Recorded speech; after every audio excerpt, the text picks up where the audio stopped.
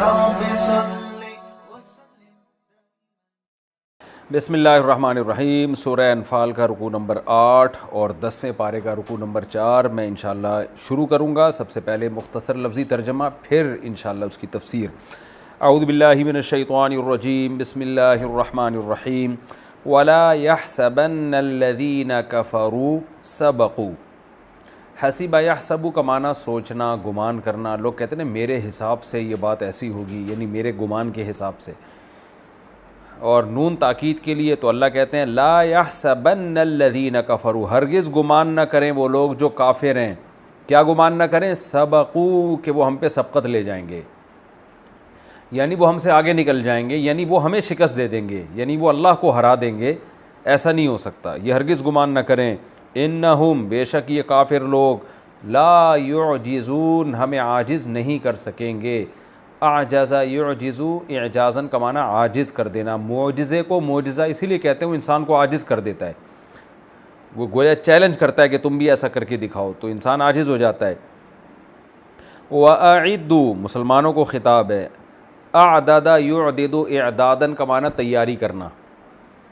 اعدوا اصل میں تھا اعددوا، اکرموا کی طرح۔ وَأَعِدُّوا لَهُمْ، اللہ مسلمانوں سے کہہ رہے ہیں تیاری کرو، لہم، ان کافروں کے لیے، مستطعتم، جتنی تم میں طاقت ہو۔ اصل میں تھا ما استطعتم، ما کا معنی جتنی، جو، استطعتم تم طاقت رکھتے ہو، من قوت، یعنی قوت کے اعتبار سے، یعنی قوت کے اعتبار سے جتنی طاقت تم رکھ سکتے ہو اتنی ان کے خلاف تیاری کرو، یعنی تیاری کرو قوت جمع کر کے۔ وَمِن رِبَاطِ الْخَيْلِ، اور یہ تیاری ہونی چاہیے طاقت کے لحاظ سے بھی اور گھوڑوں کو باندھنے کے لحاظ سے بھی۔ ربط کہتے ہیں باندھنے کو، رباط کا معنی بھی باندھنا، اور خیل گھوڑے کو کہتے ہیں، یعنی گھوڑے باندھ کے رکھو، تیار کر کے رکھو، اس لحاظ سے بھی تیاری کرو۔ اس سے کیا ہوگا؟ ترہبون بہ، اس عمل کے ذریعے تم ارہاب، ڈراؤ گے۔ راہب کہتے ہیں نا عیسائیوں کے پادری کو، یعنی اللہ سے ڈرنے والا۔ رہبانیت، جو اللہ کے خوف سے بالکل مغلوب ہو کے دنیا کو ترک کر دیا کرتے تھے، اس کو رہبانیت کہا جاتا تھا۔ ترہبون بہ، اس کے ذریعے تم ڈراؤ گے، عدو اللہ، اللہ کے دشمن کو، وعدوکم، اور اپنے دشمن کو، یعنی اس تیاری کے ذریعے۔ وآخرین، اور دوسرے کچھ لوگوں کو بھی، من دونہم، جو ان کے علاوہ ہیں، لا تعلمونہم، جن کو تم نہیں جانتے، اللہ یعلمہم، اللہ ان کو جانتا ہے۔ وما تنفقوا، اور جو کچھ خرچ کرو گے تم، من شیء، کچھ بھی، فی سبیل اللہ، اللہ کے راستے میں، یوفی الیکم، پوری پوری لوٹا دی جائے گی تمہاری طرف۔ وانتم لا تظلمون، اور تم پر ظلم نہیں کیا جائے گا۔ وان جنحوا، اور اگر یہ مائل ہو جائیں، جنح یجنح کا معنی مائل ہونا۔ وَإِن جَنَحُوا لِلسَّلْمِ، سلم سلامتی کو یہاں مراد ہے صلح، جنگ سے سلامتی، یعنی جنگ سے حفاظت، جنگ نہ چاہنا، ان سب کو سلم سے تعبیر کیا ہے۔ وَإِن جَنَحُوا لِلسَّلْمِ، اور اگر یہ کافر مائل ہوں صلح کی طرف، فَاجْنَحْ لَهَا، تو آپ بھی اس صلح کی طرف مائل ہو جائیں۔ وَتَوَكَّلْ عَلَى اللَّهِ، اور اللہ پہ توکل کریں۔ إِنَّهُ هُوَ السَّمِيعُ الْعَلِيمُ، بے شک وہ خوب سننے والا اور جاننے والا ہے۔ وَإِن يُرِيدُوا، اور اگر یہ کافر ارادہ کریں گے، أَن يَخْدَعُوكَ، اس بات کا کہ آپ کو دھوکہ دیں، خدع یخدع خداعاً، دھوکہ دینا، کہ اگر آپ کو دھوکہ دینے کا یہ ارادہ کریں گے، فَإِنَّ حَسْبَكَ اللَّهُ، تو بے شک اللہ آپ کو کافی ہے۔ حسب کا معنی ہوتا ہے کافی ہونا، تو آپ کو کافی ہے اللہ۔ هُوَ الَّذِي، اللہ وہ ذات ہے، أَيَّدَكَ، جس نے آپ کو طاقت دی، بِنَصْرِهِ، اپنی مدد کے ذریعے، وَبِالْمُؤْمِنِينَ، اور مومنین کے ذریعے اس نے آپ کو طاقت دی۔ وَأَلَّفَ بَيْنَ قُلُوبِهِمْ، اور ان کے دلوں کے درمیان جوڑ پیدا کر دیا، یعنی مومنین کے دلوں میں اللہ نے محبت اور جوڑ پیدا کر دیا۔ الف یؤلف، تالیفاً، جوڑنا۔ کتاب کہتے ہیں نا فلاں نے تالیف کی ہے، تو مختلف مضامین کو آپس میں جوڑ دیا ہوتا ہے، اس لیے کہتے ہیں مؤلف۔ الفت بھی اسی سے نکلا ہے، محبت۔ تو اللہ نے ان کے دلوں کو آپس میں جوڑ دیا ہے۔ لو انفقتا، اگر آپ خرچ کرتے، ما فی الارض جمیعاً، جو کچھ زمین میں ہے تمام کا تمام، اگر آپ خرچ کر دیتے، ما الفت بین قلوبہم، اے نبی آپ ان کے دلوں میں محبت پیدا نہیں کر سکتے تھے، جوڑ پیدا نہیں کر سکتے تھے. ولیکن اللہ الف بینہم، لیکن اللہ تعالیٰ نے ان کے دلوں میں جوڑ پیدا کر دیا. انہ، بے شک وہ اللہ عزیز، زبردست غالب ہے، حکیم، حکمت والا ہے. یا ایھا النبی، اے نبی، حسبک اللہ، اللہ آپ کو بھی کافی ہے، ومن اتبعک، اور ان لوگوں کو بھی کافی ہے جو آپ کی اتباع کر رہے ہیں، من المومنین، مومنین میں سے جو آپ کی اتباع کر رہے ہیں. یعنی یا من کا معنی سے نہیں، یعنی یہ من یعنی کا معنی میں بھی آتا ہے کہ جو مومنین آپ کی اتباع کر رہے ہیں ان کو بھی اللہ کافی ہے. یہ بھی ہمارا رکوع بہت مختصر تھا، لفظی ترجمہ ہو گیا. میں اس کی تفسیر کرتا ہوں بہت مختصر، کیونکہ لڑائی کے جنگ کے واقعات چل رہے ہیں. اللہ تعالیٰ کافروں کو دھمکی دیتے ہیں کہ یہ کافر ہرگز نہ سمجھیں کہ یہ ہم سے آگے نکل جائیں گے، جتنے بھی اسباب اور وسائل یہ اختیار کریں گے اللہ کو نہیں ہرا سکتے، بالآخر اسلام دنیا میں غالب آئے گا. انہم لا یعجزون، یہ ہمیں ہرا نہیں سکتے. اب جب اللہ نے مسلمانوں کو امید دلا دی کہ غالب تم نے ہی آنا ہے، تو ہو سکتا ہے مسلمان دھوکے میں آتے اور کہتے چلو اب تو ہم ہاتھ پہ ہاتھ رکھ کے بیٹھ جاتے ہیں، ہمیں تو کچھ کرنے کی اب ضرورت ہی نہیں ہے، ہم بس اللہ اللہ کرتے ہیں، مسجدوں میں اعتکاف کرتے ہیں، رمضان کے روزے رکھتے ہیں، حج کرتے ہیں، اب ہمیں کچھ کرنے کی ضرورت نہیں ہے. تو اللہ نے کہا دیکھو جو میرا کام ہے وہ میں کروں گا، تمہارا جو کام ہے وہ تم نے کرنا ہے. وہ کیا کرنا ہے؟ تم نے اسباب اختیار کرنے ہیں. اور وہ اسباب کیا ہے؟ اعدوا لهم ما استطعتم من قوة، جتنی تمہارے اندر طاقت ہے وہ تم استطاعت جتنی تمہارے اندر ہے وہ ان کافروں کے خلاف تیاری کرو، یعنی جنگ کے وسائل اور اسباب پیدا کرو. اسباب سے مراد میری یہ کہ یعنی جنگ لڑنے کے آلات. تو وہ کیا ہے؟ من قوہ کا معنی، من میں نے کہا نا یعنی کا معنی میں بھی آتا ہے، یعنی قوت اکٹھی کرو، جو بھی جس زمانے میں قوت ہے. اب چونکہ یہاں یہ اس بات کا خطرہ موجود تھا کہ کوئی اس آیت کی تفسیر کرتا کہ یہاں روحانی قوت مراد ہے. آپ کو پتہ ہے منکرین جہاد ہر دور میں پیدا ہوتے رہتے ہیں، قرآن کی آیتوں میں تعویلات کرنے والے، اسلامی احکام کو توڑ موڑ کے پیش کرنے والے لبرل طبقہ ہر دور میں ہے. تو اللہ نے بتا دیا کہ جو ہم نے تمہیں کہا ہے نا ان کافروں کے خلاف تیاری کرو، جو اسلام دشمن ہے ان کے خلاف تیاری کرو، تو یہاں روحانی تیاری مراد نہیں ہے بلکہ من قوتن، یعنی قوت اکٹھی کرو، قوت جمع کرو. اور پھر اور واضح کر دیا ومن رباط الخیل، اور اس کے علاوہ گھوڑے بھی باندھو، یعنی گھوڑوں کے علاوہ جو قوت ہے تلوار کی، تیر کی، وہ قوت تو ہے ہی، اور ساتھ ساتھ گھوڑے، کیونکہ پہلے زمانے میں جنگ میں گھوڑے کا بڑا کردار تھا، تو گھوڑے بھی تیار کر کے رکھو. تو یہ ایک مثال ہے. تمام مفسرین کہتے ہیں کہ یہ جزیہ ہے لیکن اس کے ضمن میں ایک اصول بیان کیا جا رہا ہے. گھوڑے سے مراد سواری ہے، اور قوت سے مراد حدیث میں آتا ہے، رسول اللہ صلی اللہ علیہ وسلم نے فرمایا، صحیح حدیث ہے، الا ان القوت الرمی، نبی نے فرمایا جو قرآن نے کہا ہے نا کہ کافروں کے خلاف، اسلام دشمنوں کے خلاف قوت اکٹھی کر کے تیاری کرو، تو یہاں قوت سے مراد ہے الرمی، پھینکنا، یعنی پھینکنے کی طاقت کو بڑھاؤ.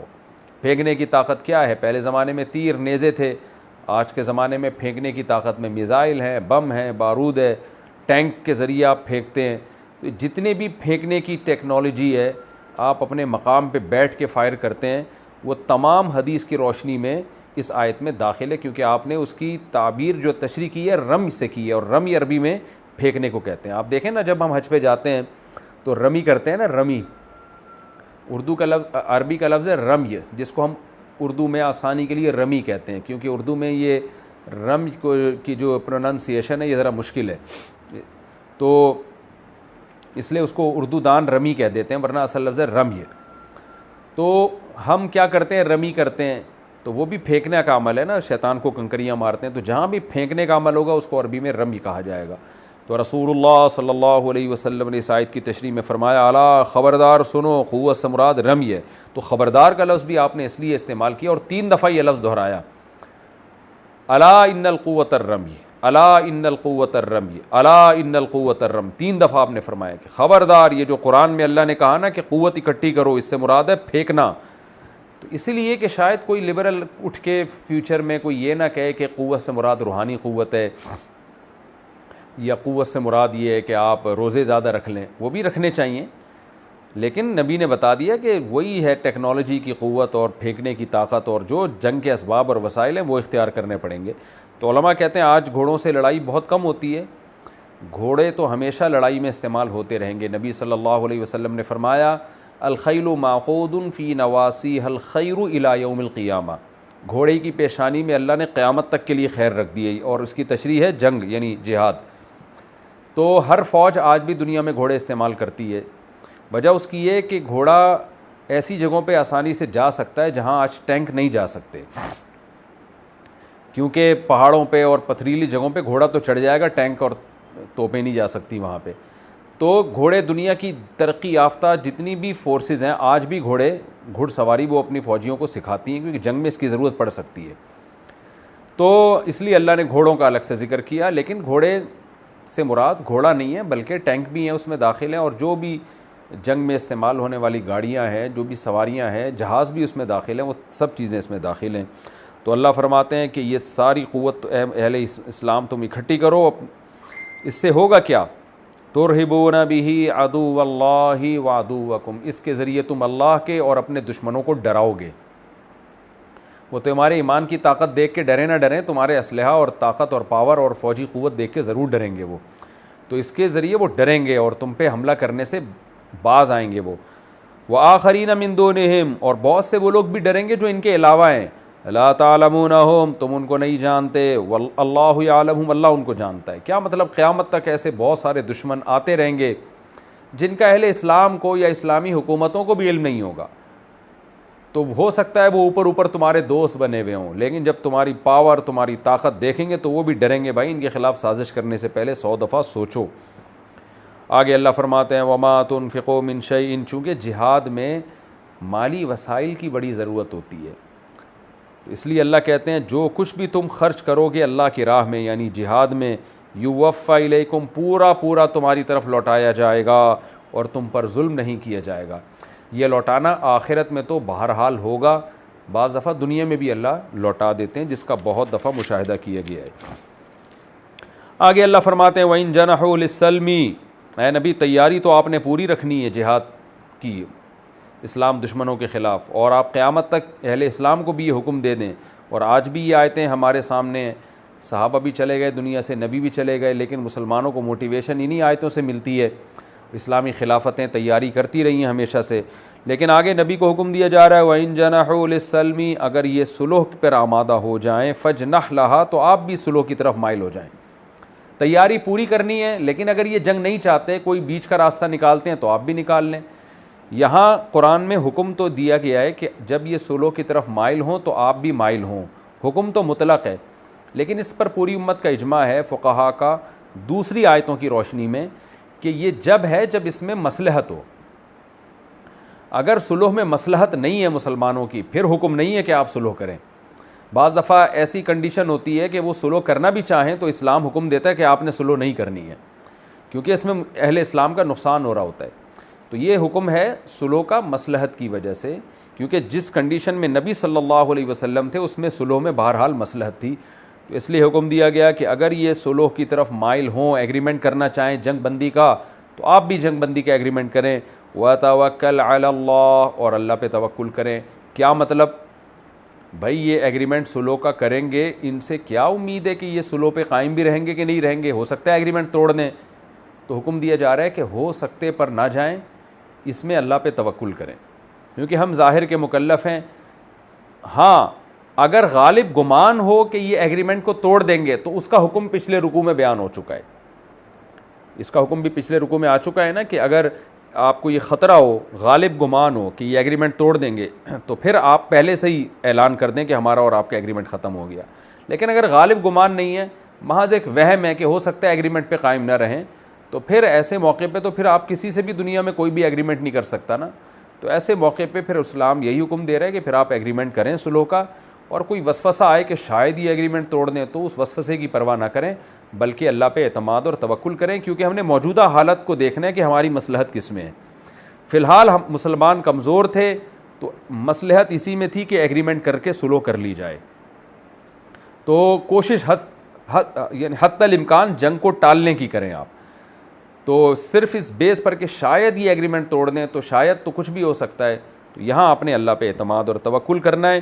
انہ هو السمیع العلیم, وہ سننے والا اور جاننے والا ہے. وہ آپ کی باتوں کو سن بھی رہا ہے, آپ کے حالات کو جانتا بھی ہے. تو حالات ہی کے لحاظ سے اس نے آپ کو حکم دیا ہے کہ اگر کفار صلح میں پہل کریں تو آپ بھی پہل کریں، اور محض اس بیس پر کہ یہ ایگریمنٹ توڑ دیتے ہیں تو اس بیس پہ ایگریمنٹ ہی نہ کریں، یہ نہیں، یہ ٹھیک نہیں ہے۔ ہاں جہاں غالب گمان ہو کہ ایگریمنٹ توڑ دیں گے وہاں کیا حکم ہے وہ پچھلے رکوع میں بیان ہو چکا ہے۔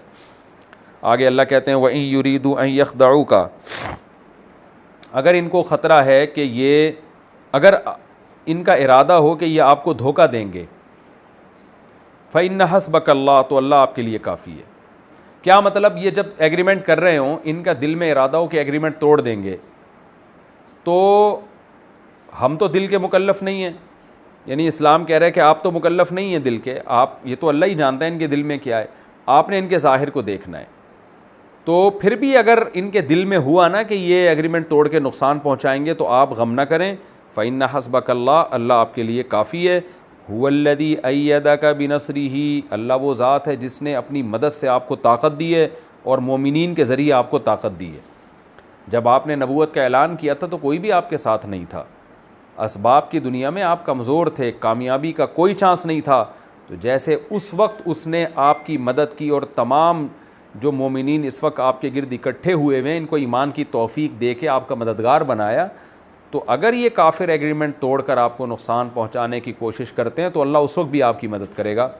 یہ تمام باتیں نبی کو موٹیویٹ کرنے کے لیے اللہ کی طرف سے کی جا رہی ہیں کہ آپ ایگریمنٹ پہ آمادہ ہو جائیں اور فیوچر کے بارے میں خوف نہ کریں کہ پتہ نہیں کیا ہو جائے گا، یہ کہیں دھوکہ تو نہیں دے رہے۔ جب تک آپ کو ان کے یعنی ظاہر سے لگ رہا ہے کہ دھوکہ نہیں دیں گے تو آپ نے بھی بس اللہ پہ اعتماد اور توکل ہی کرنا ہے۔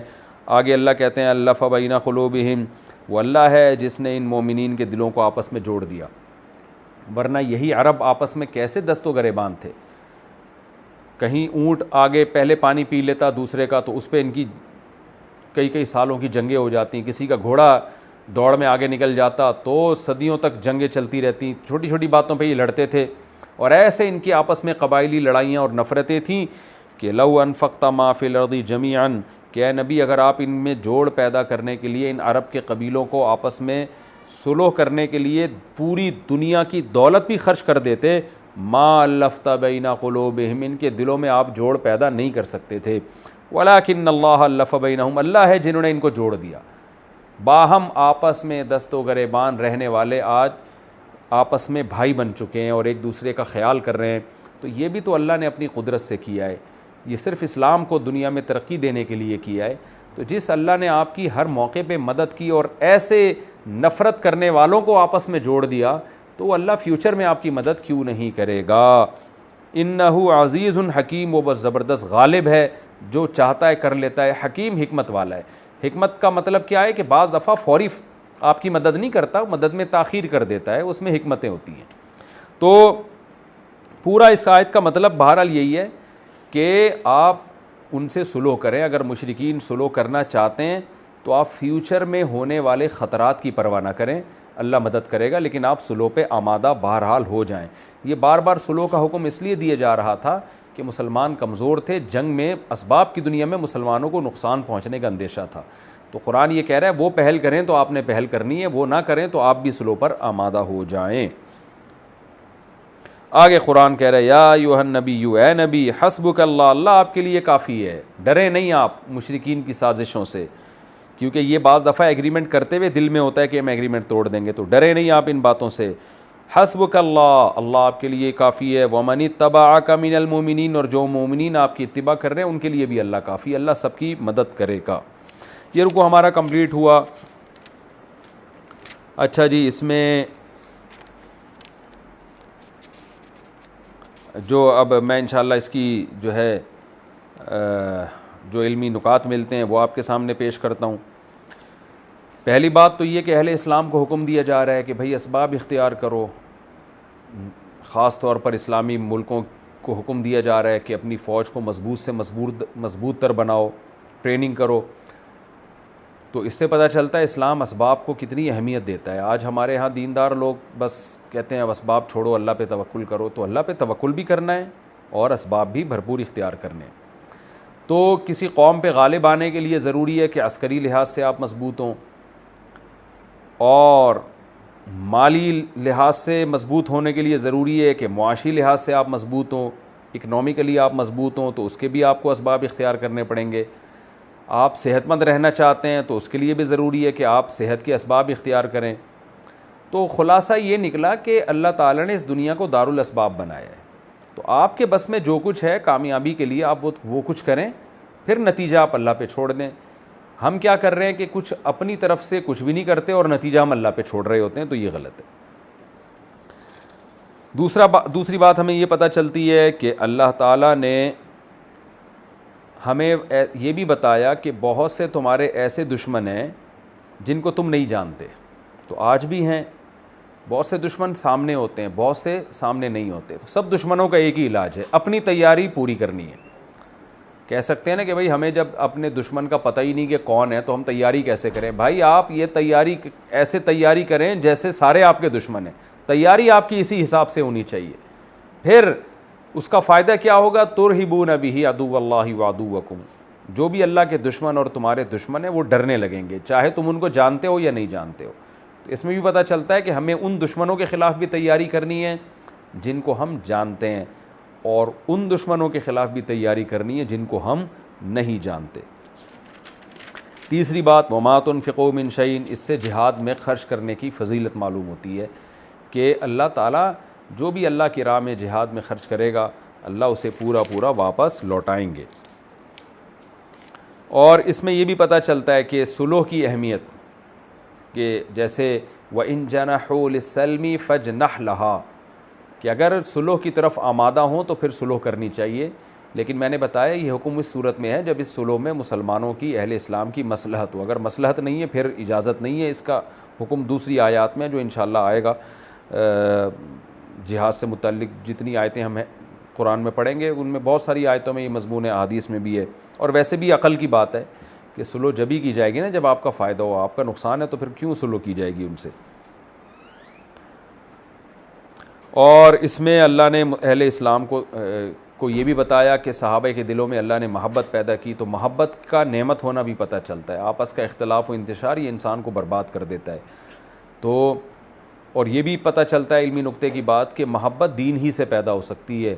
قرآن کہہ رہا ہے نبی آپ ساری دنیا کی دولت خرچ کرتے تو بھی ان میں محبت نہ ہوتی, لیکن اسلام لے آئے تو محبت ہو گئی ان میں. تو جب ہم دین پہ چلیں گے, گھروں میں دین ہوگا تو محبت ہوگی. جس گھر میں دین نہیں ہے اس میں محبتیں نہیں ہیں, مفاد پرستی ہے, پیسہ کی لالچ, ہوس. اولاد باپ پر نظریں لگا کے بیٹھی ہوتی ہے کہ کب یہ مرے گا تو ہمیں وراثت ملے گی. زندگی میں وراثت کی لالچ میں آئے ہوئے ہوتے ہیں. باپ بچے کم پیدا کر رہا ہوتا ہے کہ کہیں میرا خرچہ نہ ہو جائے ان کے اوپر. تو ہوس کا ماحول گھروں میں بنتا ہے. تو جہاں دین ہوتا ہے تو یہ ہوس ختم ہوتی ہے, پھر آپس میں رشتے مضبوط ہوتے ہیں, محبتیں ہوتی ہیں.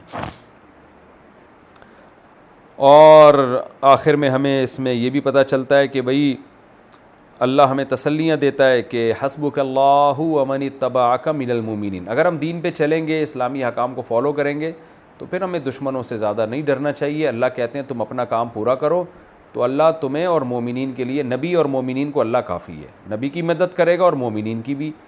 جو مومنین بھی فالو کریں گے نبی کو, ظاہر ہے قیامت تک سب مومنین اس میں داخل ہیں. یہ ہمارا رکوع کمپلیٹ ہوا. اب ہم آگے چلتے ہیں. اب میں شروع کرتا ہوں انشاءاللہ سورہ انفال کا رکوع نمبر 9 اور 10ویں پارے کا رکوع نمبر 5. لفظی ترجمہ پہلے ہوگا مختصر گرامر کے ساتھ, پھر انشاءاللہ اس کی تفسیر. یا ایھا النبی, اے نبی, حرض المؤمنین. حرض یحرض تحریضا کا معنی ہوتا ہے ابھارنا, ترغیب دینا. اے نبی آپ مومنین کو ترغیب دیں علی القتال, قتال پر, یعنی قتال پر آپ ان کو ابھاریے, جہاد کی فضیلت ان کو سنائیے. آگے اللہ ایک اصول بیان کر رہے ہیں. این یکم منکم, اگر ہوں گے تم میں, 20 20, 20 کہتے ہیں 20 کو, عشر کہتے ہیں 10 کو. 20 اگر تم میں 10 ہوں گے, صابرون صبر کرنے والے, یغلبوا 200 تو وہ غالب آ جائیں گے 200 پر, یعنی اپنے سے 10 گنا زیادہ بڑی طاقت پہ وہ غالب آئیں گے.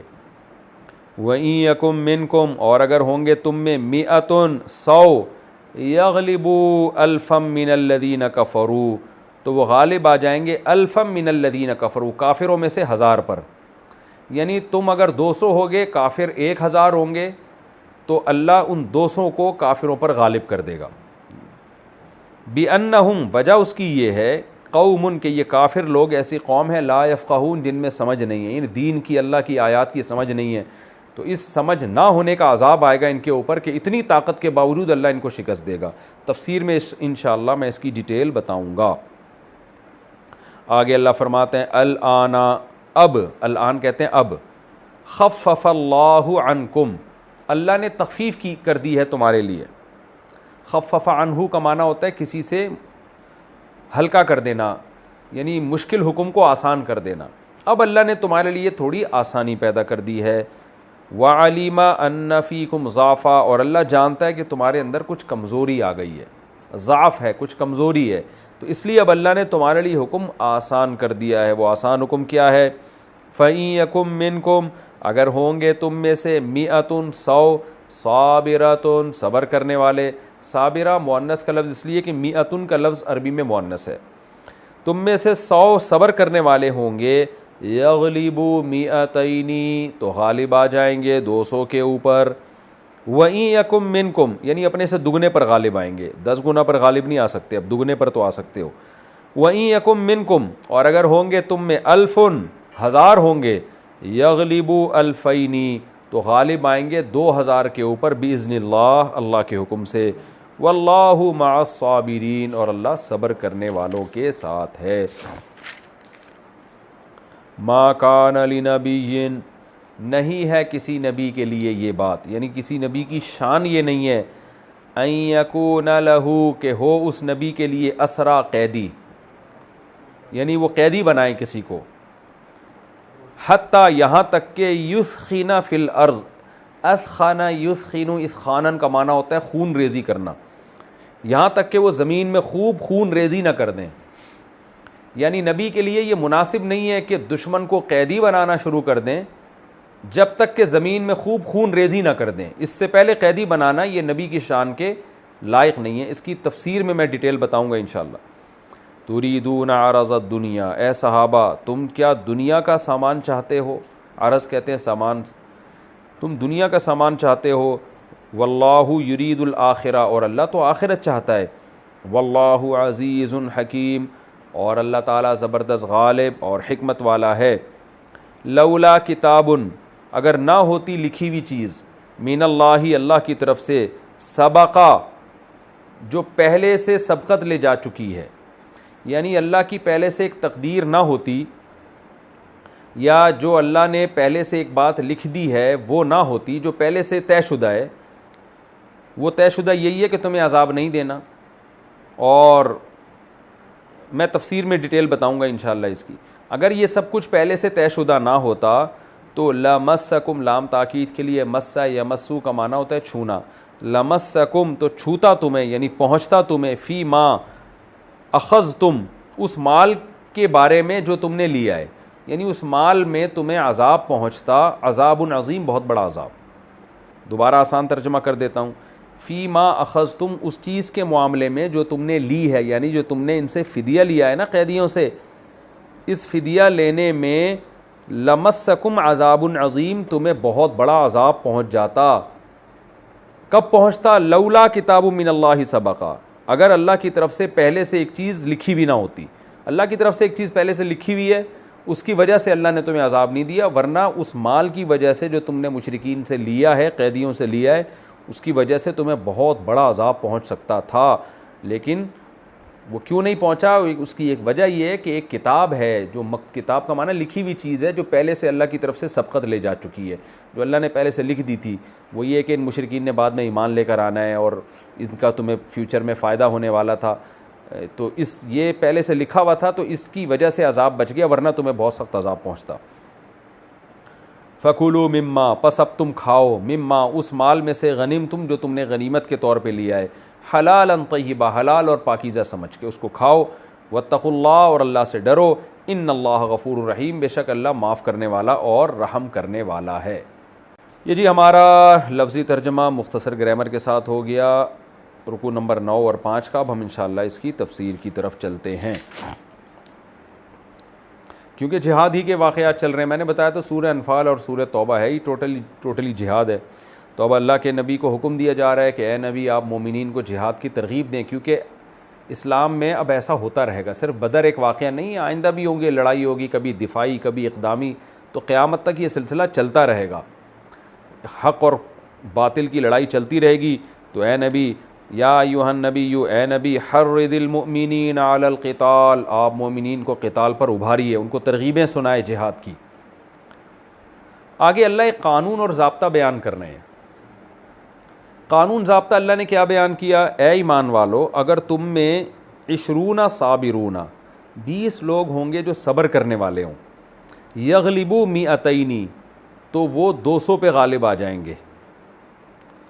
وَإِن يَكُن مِّنكُم مِّئَةٌ، اور اگر تم میں 100 لوگ ہوں گے، یغلبوا الفا من الذین کفروا، تو کافروں میں 1000 پر غالب آ جائیں گے۔ یہ اس لیے غالب آئیں گے کہ ان میں سمجھ نہیں ہے دین کی، یہ اللہ پہ یعنی دین کی سمجھ بوجھ نہیں ہے، ان کا اللہ پہ اعتماد نہیں ہے، اللہ پہ توکل نہیں ہے، اور اللہ کے نافرمان لوگ ہیں، تو اس کی سزا یہ ہے کہ تم سے 10 گنا طاقت کے باوجود وہ شکست کھائیں گے اور تم تھوڑے ہو کر ان پر غالب آؤ گے۔ تو یہ ہے تو خبر، اللہ ایک خبر دے رہے ہیں کہ ایسا ہوگا، لیکن خوب سمجھ لیں یہ خبر نہیں ہے بلکہ شرعی حکم ہے۔ اصل میں ان آیتوں میں یہ بتایا جا رہا ہے کہ اے ایمان والو، اگر تم 100 ہو اور تمہارا مقابلہ 1000 سے ہو رہا ہے تو تمہیں میدان جنگ سے بھاگنے کی اجازت نہیں ہے، تمہیں پھر لڑنا پڑے گا، کیونکہ پھر تم اسباب کی وجہ سے شکست نہیں کھاؤ گے۔ پھر اگر تمہیں شکست ہو رہی ہے اس کا مطلب تم نے جان کر کمزوری دکھائی ہے، بے صبری دکھائی ہے، اس کا تمہیں گناہ ملے گا۔ اصل میں یہ آرڈر دیا جا رہا ہے لیکن اس کا انداز ہے خبر کی صورت میں۔ یہ ایک بلاغت ہے قرآن کی کہ دیکھیں جنگ میں آپ کو کب دشمن سے فرار اختیار کرنے کی اجازت ہے؟ جب آپ کو غالب گمان ہو کہ ہمارے پاس اتنے اسباب اور وسائل اور افرادی قوت ہے ہی نہیں کہ ہم لڑ سکتے ہوں، ایسی صورت میں شریعت آپ کو اجازت دیتی ہے کہ آپ جنگ ہی نہ لڑیں، بلکہ آپ اگر کوئی جنگ کا کوئی ماحول بن بھی گیا ہے تو آپ راہ فرار اختیار کریں، کیونکہ آپ تھوڑے ہوں گے، وہ اتنے زیادہ ہوں گے، سوائے آپ کے قتل ہونے کے ایک طرح کی خودکشی ہے نا۔ اس کی مثال ایسی ہے، 10 آدمی مجھ سے لڑنے کے لیے آ رہے ہیں اور میں اکیلا ہوں، میرے پاس کچھ بھی نہیں ہے اور ان کے پاس 10 کے پاس اسلحہ ہے، تو ظاہر ہے پھر ایسے موقع پر ہر عقل مند کہے گا بھائی بھاگ جاؤ، کیونکہ آپ ایسے موقع پہ لڑیں گے تو یہ موت ہی ہے اور کچھ بھی نہیں ہے۔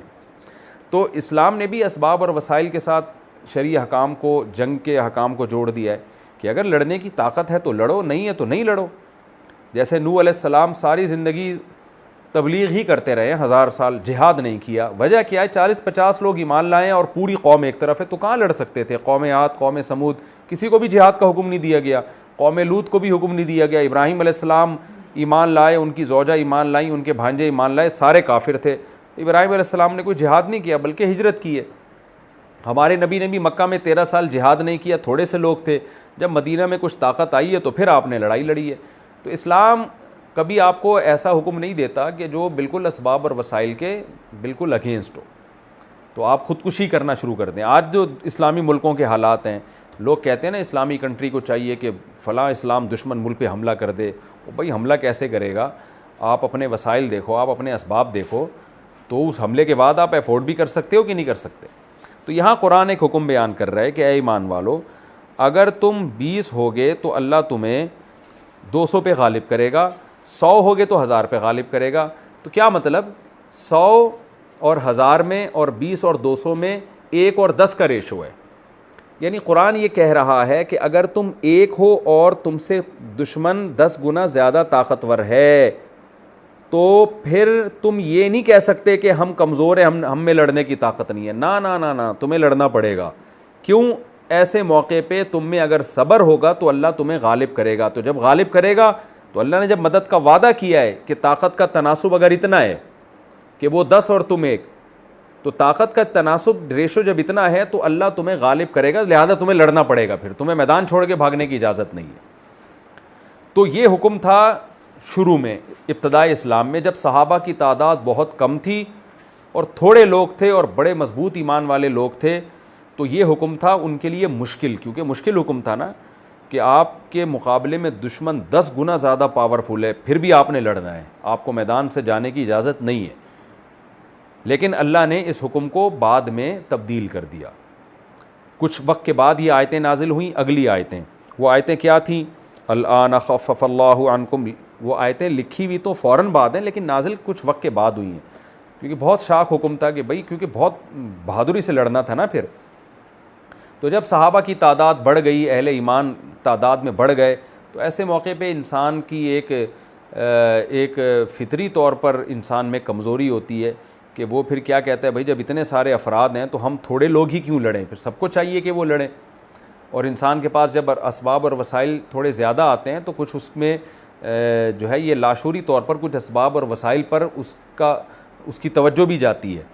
تو اس لیے اللہ نے بعد میں اس حکم کو تبدیل کیا اور فرمایا الآن خفف اللہ عنکم، اب اللہ نے تمہارے لیے معاملہ آسان کر دیا ہے. اور اللہ جانتا ہے اب تمہارے اندر کچھ کمزوری ہے. ظاہر ہے وہ کمزوری اس لحاظ سے ہے کہ پہلے تم بہت تھوڑے تھے اور بہت زیادہ قربانیاں تھیں ان لوگوں کی جو شروع میں ایمان لائے ہیں، تو ان کا ایمان کا مقام اور درجہ بہت زیادہ تھا. ظاہر ہے جب اس لیول کا توکل اور اعتماد ہوتا ہے تو تھوڑے ہو کے بھی مدد اللہ کی زیادہ آ سکتی ہے، چاہے وہ تم بہت تھوڑے ہو. لیکن اب تمہارے اندر کچھ نہ کچھ کمزوری پیدا ہوئی ہے، تو اب کیا ہے، تو اللہ نے حکم بھی تمہارے لیے ہلکا کر دیا. وہ حکم کیا کیا ہے؟ وہ حکم یہ ہے کہ اب اللہ کہہ رہا ہے کہ اگر تم ان یکم منکم 20 الآن خفف اللہ عنکم وعلم ان فیکم ضعفا فإن یکم منکم 100 صابرۃ، اب اگر تم میں 100 ہوں گے صبر کرنے والے، یغلبوا 200 تو 200 پر غالب آئیں گے. وہ کیا مطلب؟ اللہ یہ خبر دے رہا ہے کہ 200 پر غالب آئیں گے. اس خبر سے مقصد خبر نہیں ہے، اس سے مقصد یہ ہے کہ اب اگر تم 100 ہو اور مقابلہ 200 سے ہو جائے تو اب تمہیں میدان چھوڑ کے بھاگنے کی اجازت نہیں ہے، کیونکہ اب اللہ نے مدد کا وعدہ کر لیا ہے. اس سے کم میں مدد کا وعدہ نہیں ہے، لہذا بھاگ سکتے ہو تم. اتنا ریشو ہوگا 1 اور 2 کا تو پھر تمہیں میدان چھوڑنے کی اجازت نہیں ہے، کیونکہ اللہ نے اب مدد کا وعدہ کیا، اب تمہیں لڑنا پڑے گا. تو اب اگر کوئی بھاگا اور لڑائی سے جان چھڑائی تو اس کا مطلب اس میں بے صبری ہے، تو پھر اللہ کو ملامت نہیں کر سکتے، اور اس بے صبری پہ ظاہر ہے گناہ ملے گا.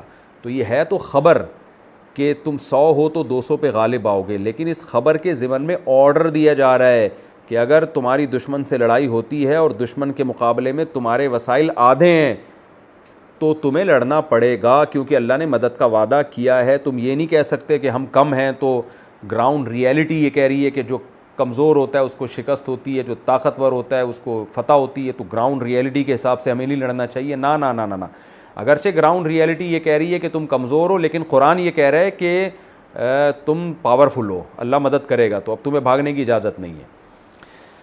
الآن خفف اللہ عنکم وعلم ان فیکم ضعفا فإن یکم منکم 100 صابرۃ یغلبوا 200 وإن یکم منکم 1000، اگر تم 1000 ہو گئے یغلبوا 2000 بإذن اللہ، تو اللہ کے حکم سے 2000 پہ غالب آ جاؤ گے. اب یہ حکم قیامت تک کے لیے. واللہ مع الصابرین، اور اللہ صبر کرنے والوں کے ساتھ ہے، کیونکہ صبر پھر بھی تمہیں کرنا پڑے گا، کیونکہ تمہاری طاقت دشمن سے کم ہے. اب یہ حکم قیامت تک کے لیے، یہ منسوخ نہیں ہوا، پہلا والا منسوخ ہو گیا تھا. تو آج بھی شرعی حکم یہی ہے کہ اگر اسلامی کنٹری کی کسی کنٹری سے لڑائی ہوتی ہے اور وسائل کم از کم آدھے اور دگنے کے ہوں تو اس کنٹری کو لڑنا پڑے گا، اقدامی جہاد کرنا پڑے گا. اور یہ خوب سمجھ لیں کہ قرآن نے یہاں جو بتایا ہے نا کہ 100 اور 50، 100 اور 200، تو یہ مراد 100 اور 200 نہیں ہے، بلکہ مراد یہ ہے کہ اسباب اور وسائل ان کی نسبت آدھے ہوں. مثال کے طور پر آپ کی تعداد 1000 ہے اور دشمن کی تعداد بھی 1000 ہے، برابر ہیں، لیکن دشمن کے پاس اسلحہ ہے، آپ نہتے ہیں. تو اب آپ یہ قرآن کی آیت کوڈ نہیں کر سکتے کہ لڑنا واجب ہے کیونکہ وہ 1000 ہیں اور تم بھی 1000 ہو.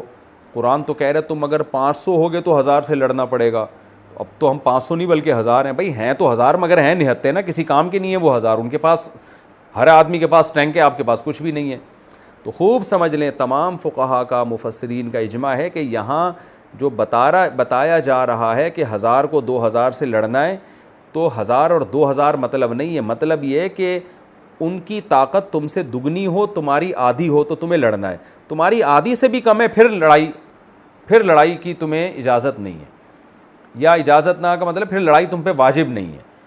تو پھر کیا حکم ہے؟ پھر وہ جہاد کے احکام ہے. اگر کسی نے حملہ کر دیا اور آپ کے پاس کوئی اور آپشن نہیں ہے، پھر وہ دفاعی جہاد کے تفصیلی احکام ہے، میں اس کی ڈیٹیل میں ابھی نہیں جاؤں گا. ابھی تو ایک لمسم جو اللہ نے ایک اصول اور ضابطہ بیان کیا ہے اس کو بیان کروں گا.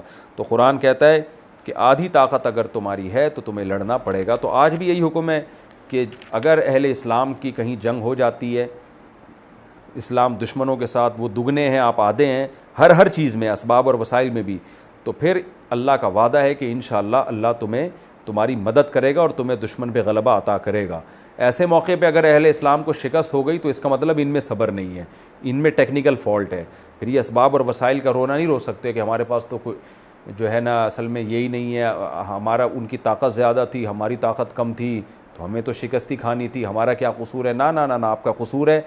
اللہ نے کہا کہ آدھے ہوگے تو فتح دے گا، پھر بھی فتح نہیں ہو رہی تو اس کا مطلب آپ نے بے صبری دکھائی ہے، دشمن زیادہ بہادری سے لڑا ہے، آپ کمزوری سے لڑے ہیں، تو پھر یہ آپ کا فالٹ ہے، یہ اللہ کو قصوروار آپ نہیں ٹھہرا سکتے۔